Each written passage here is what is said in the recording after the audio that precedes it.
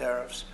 We were treated very unfairly on trade, and countries are having a hard time getting used to the fact that they can't do that to us anymore because we have a real president. We have a president that understands what it's all about. We had presidents that, in some cases, were smart, but they didn't understand business, or they didn't like business, or, you know, it wasn't like a priority.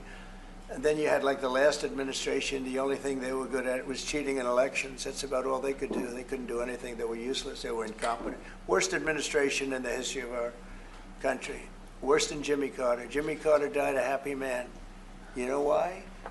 Because he wasn't the worst president. Joe Biden was.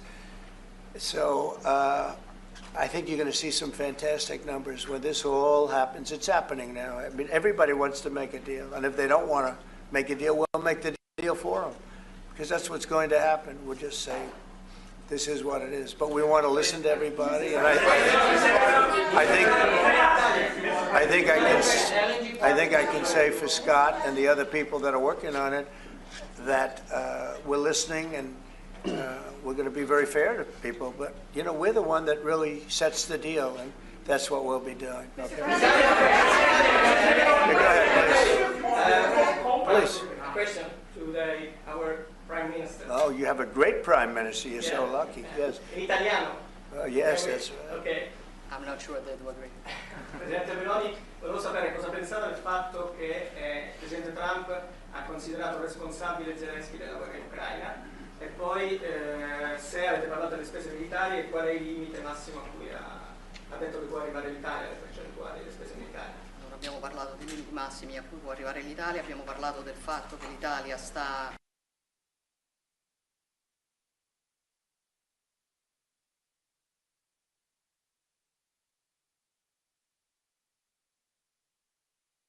ma non abbiamo parlato poi di quanto va aumentata questa percentuale, anche se siamo ovviamente consapevoli che, insomma, il tema della difesa sia un tema particolarmente importante di questo tempo. Per quello che riguarda la guerra in Ucraina, lei sa come la penso che ci sia chiaramente ci sia stata un'invasione e che l'invasore da quel punto di vista fosse Putin e la Russia, ma non è questo che diciamo oggi quello che rivela il fatto che insieme vogliamo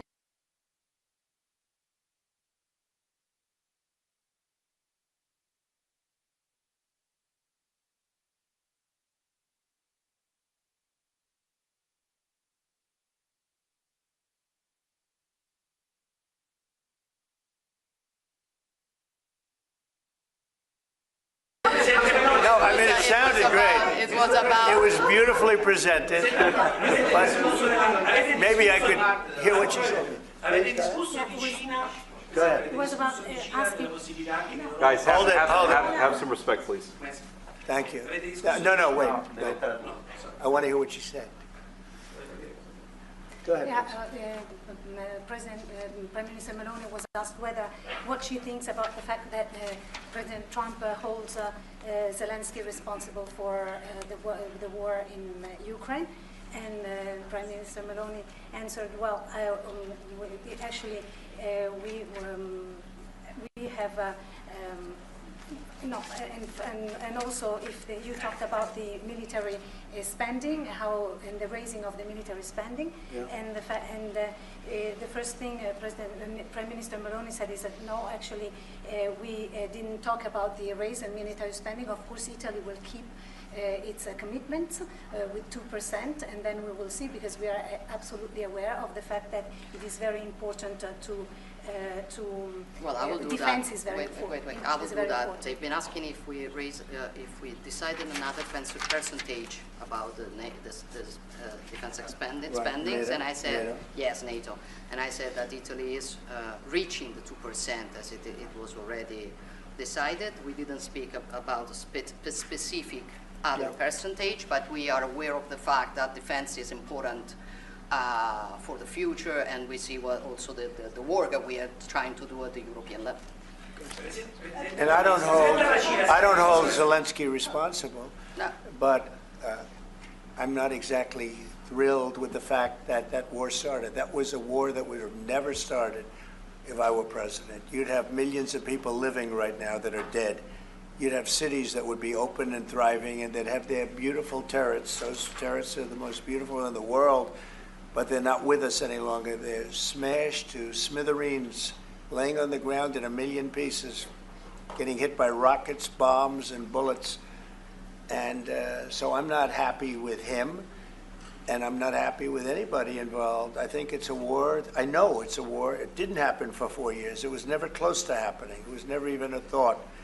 And I spoke to President Putin about it a lot. It was the apple of his eye, but there's no way he would have ever gone in if I were president. Now I'm trying to get him to stop because, as you know, Russia's a lot bigger. It's a bigger military force. And if you're smart, you don't go involved and get involved in wars that you can blame the man that was sitting in this seat, Biden. He didn't know what the hell was going on. But I can guarantee you that, and everybody agrees to it, if I were president, that war would have never taken place. I'm not blaming him. But what I am saying is that I wouldn't say he's done the greatest job. Okay? I'm not a big fan. I really am. I'm not a big fan. Presidente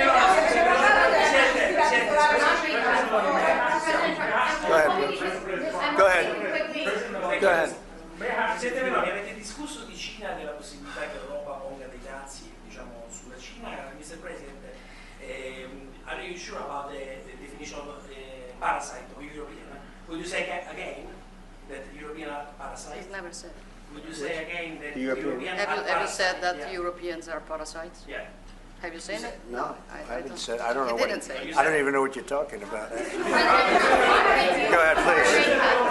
Go ahead. No, wait. Next. Go. Thank you.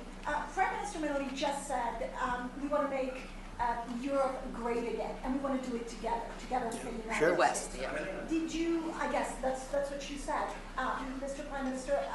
How are you going to do that? And are you looking to do it to counter China, who is really trying to gather influence against the United States with the help of a disjointed? I hope that Europe is going to be great again. Europe is going through a lot of problems, and a lot of it's having to do with immigration. And I'm not a big fan of Europe and what they've done with immigration at all.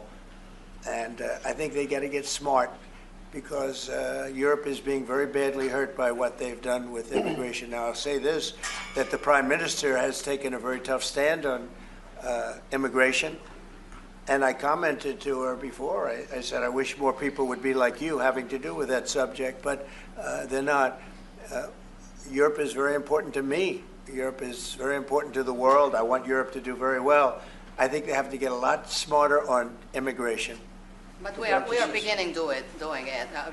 You've all seen how the policies of the European Union in the last, let's say, 2.5 years have been changing. Okay, at the beginning we were talking only about how we were redistributing illegal migrants coming to Italy. Now we are talking mainly about how to stop illegal migration, work with the countries of origin and transit, and to return people. The European Commission just did the new rules about repatriations and things like that. So things are changing, thanks also to the example that Italy brought in lowering the rates of illegal migration. So we are working now together, so I'm optimistic on that. Good. I hope so. Go ahead, please. Go ahead. I would like to ask President Méloni if you have discussed the option of a starting deal with Italy on satellite communications, and President Trump, if you want to see the Google company growing up. The Google what? The Google company. What about the it? Google business. You want to see it growing up, separated. Go ahead, please. Oh, well, we didn't discuss about Starlink. We've been discussing about defense space, where we will work together also in the Mars missions. So there are big things to do together, but we didn't discuss it. Your conversation with the Prime Minister that changed your mind potentially about tariffs and what you plan to do going forward? No. Is there anything the Prime Minister said to you that changed your perspective? No, tariffs are making us rich. We were losing a lot of money under Biden, trillions of dollars, trillions on trade. And now that whole tide has turned. We're making a lot of money. We're taking in a lot of money. Don't forget, we're taking in 25% on cars, 25% on steel, 25% on aluminum, 10% baseline. We put penalties on China for sending us fentanyl. We put penalties on Mexico and Canada, 25% for allowing fentanyl and allowing the borders to be weak. No, we're taking in billions and billions of dollars while I sit here and talk to you. And we didn't take in anything before other than the tariffs that I put on previous to Biden, which were the tariffs I put on China, where we took in, up until this point, probably $700 billion. They were Trump tariffs. He tried to weaken them. He did everything he could. You know, he got paid money by China, right? The family got paid money, he did. And so I don't know, maybe that was the reason or maybe it wasn't, but he tried to weaken them, but he couldn't because there was so much money that his budgets, you know, they couldn't stand not doing it. But I took in the, up till this point, my tariffs on China. Nobody ever took in 10 cents from China. No other president took in 10 cents. I took in more than $700 billion from China. So we're doing very well. I mean, our country's doing very well. They had a bad report today from one of the healthcare companies that had an impact on the stock market. But this isn't about that. This is really, we're building a base. We're building a country like no other. And again, I had the strongest economy in the history of our country by far, history of any country probably, but the history of our country in 4 years. And I think this has a chance to be much better. Can you just clarify on the mineral field? Will that be signed here at the White House with Ukraine on Thursday? Will President Zelensky be coming here for that? I don't know exactly. I'm going to leave that to Scott. What do you think? Where would it be signed and when? Yeah, we're still working on the details. We're shooting for around April 26th. Is there any more details that you could tell us about what's in that deal and how it came together? It's substantially what we had agreed on previously, but the president was here. We had a memorandum of understanding. We went straight to the big deal, and I think it's an 80-page agreement, and that's what will be signed. President Trump, on rate cuts, can you clarify on rate cuts, do you intend to seek Powell's firing if he doesn't change his stance on rate cuts? Or is that on the table? Or is that Well, I think he should do the rate cuts because I think if Europe has done it, it puts us at a disadvantage to Europe. I mean, he plays right into their hands. So I think he should do the rate cuts. We don't have really inflation now. I just said the major things are going down. Oil is great. Oil is way ahead of schedule. And that's because of our policies. But oil is down into the $60, $65 range now per barrel. And I told you, in certain states we have less than $2 for gasoline. And food is down. Groceries, as we call it, are down. Other than interest rates, everything's down. Interest rates are pretty flat. They're not, it's not that they're up, but we should be better than flat. We should, if he would lower the interest rate, I think it would have a good impact on that too. But the costs are down.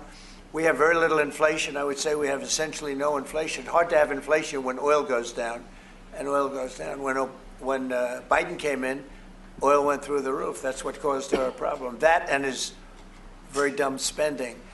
But when the oil prices go down, and they have gone down a lot, we've gotten it down really good. We've opened it up and we've gotten them down. And that means that people driving cars are going to be paying $2 and $2.50 instead of $4.50. And, you know, even at the end, they tried just for the purpose of the election to get it down. But they had really lost that sucker. That was really, it was not good. But if they had won, oil right now would be at $7 or $8 because of their policy. And we're going to be at about $2. Could be even a little bit less than that, and you're starting to see it. So I don't know how you can have inflation when oil has come down quite a bit. And I would say the Fed really owes it to the American people to get interest rates down. That's the only thing he's good for, and he would have an effect on that if he lowered them. And I think at some point he will. He's going to have a lot of political pressure. You know, they are political also. And I think there's a lot of political pressure for him to lower interest rates. Yeah, yeah, go ahead. Sorry. Please. Do you think that Italy can be your best ally in Europe? And also, do you ever notice when you walk if you step on ants? Only if the Prime Minister remains the Prime Minister can it be our best. She's doing a great job. And yeah, certainly one of our great allies, not just in Europe, anywhere. She's a fantastic person and doing a great job. And our relationship is great. And we have a lot of Italians in this country, I tell you, and they like Trump, and they voted for Trump. Anyway, thank you very much, everybody. Thank you, Fred. Thanks, guys. Thank you, Fred. Thank you, Fred.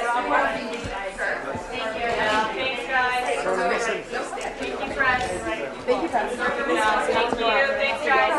Thank you. Thanks, guys. We're moving.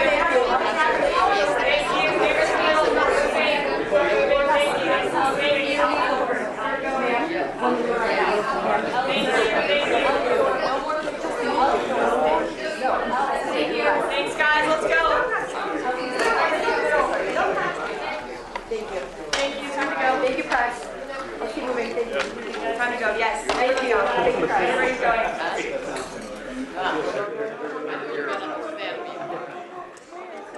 Everybody's out. Thank you. Keep going. Keep going.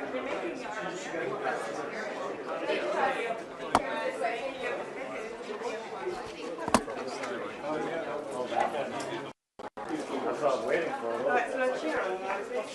Sulla cena non ha risposto.